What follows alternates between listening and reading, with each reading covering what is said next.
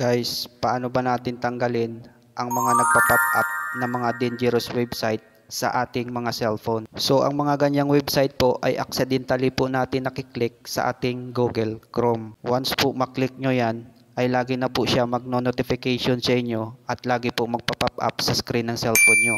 Yan din po ang katanungan ni Ma'am Ayesha Edres kung paano daw po tanggalin ang dangerous website na ito na lagi po nagno-notification sa kanyang cellphone. Bago po natin simulan ay pakipindot po muna ang follow button sa tabi po ng aking pangalan para updated ka sa mga videos na i-upload ko.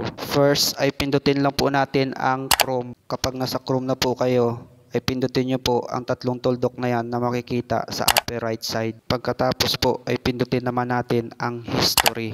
Dito po natin makikita ang lahat ng mga website na sinesearch natin sa Chrome. Para makita nyo po ang laging nagpa-pop up o nagpapadala ng notification na website sa inyo, ay pindutin nyo po ang clear browsing data. Pagkatapos ay pindutin po natin itong clear data. So ayan po yung website na lagi pong nagpa-pop up or nagpapadala ng notification sa inyong cellphone. Pagkatapos po ay pindutin lang po natin ang clear data para hindi na po siya magpa-pop up at maiwasan na ang pagpapadala ng notification sa inyong cellphone.